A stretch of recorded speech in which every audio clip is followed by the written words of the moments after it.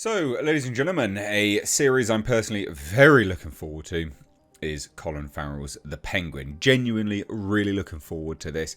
We've got some interesting updates on this series from the man himself, Colin Farrell.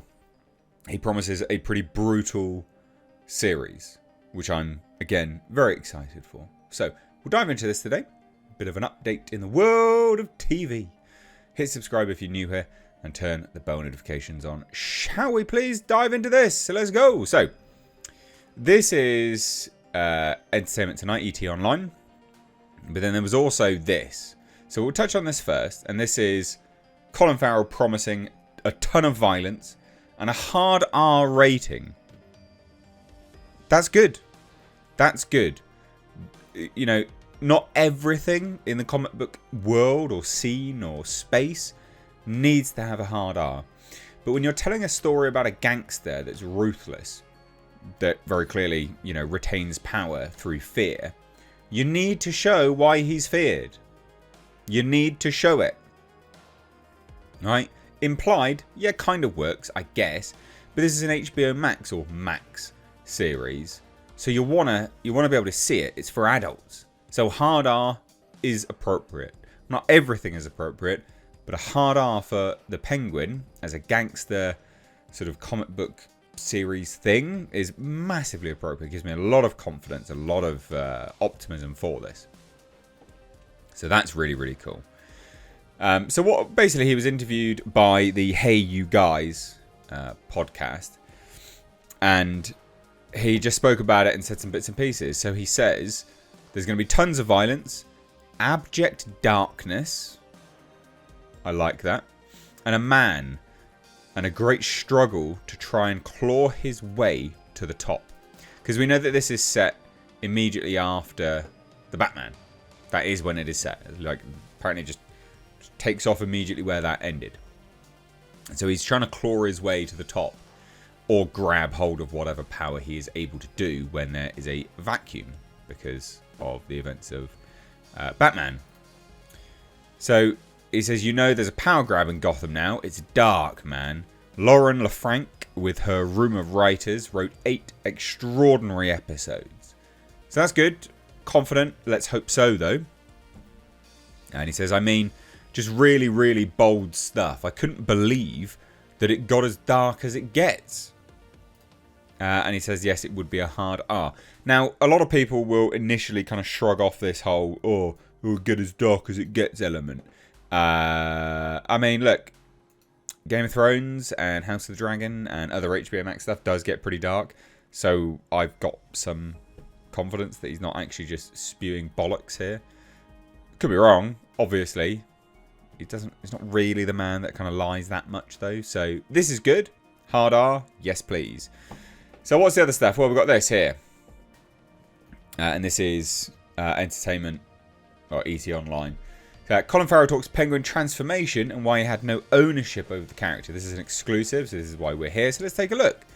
And I like this. This is an interesting sort of peek behind the curtain when it comes to this character. So Farrell played the iconic villain in The Batman, and his deft portrayal led to a straight-to-series order from Max, and rightly so. So a lot of work went into bringing Colin Farrell's character to life in the upcoming Max Limited series The Penguin, which is why he's happy to dole out credit to the crew that put him together. Speaking to ET's Cassie DeLaura, the 47-year-old actor beamed with pride over the painstaking effort it took to transform him into the iconic villain that's known as Oswald Cobblepot. Farrell deftly portrayed the role in Matt Reeves' Batman, and his jaw-dropping transformation was just too good for a one-off, so much so, the steaming giant soon gave a straight-to-order series order following the film's massive debut in theatres. And he says the following, I have never had such less ownership for a character that I've played than this one. Like, straight up, because this show wouldn't exist if it weren't for Mike Marino creating the visage of that fella. So that's cool. And who is that? Well, Mike Marino is the makeup artist and the prosthetics designer who worked on Colin Farrell for the Penguin, made him into the Penguin. So the final transformation was so shocking that his co-stars on The Batman didn't recognise him on set. Jeffrey Wright, who played Lieutenant James Gordon, once walked by Farrell without recognising him, which is quite funny. I can believe it. We were like, where's Colin? Wright recalled to ET last March, while Paul Dano, who played the Riddler, remembered feeling jealous. It's just like, oh man, that is good. And look at it. It really is good. Like, my God, they did wonders. Like, that is incredible prosthetic work. I remember when all the leaks came out.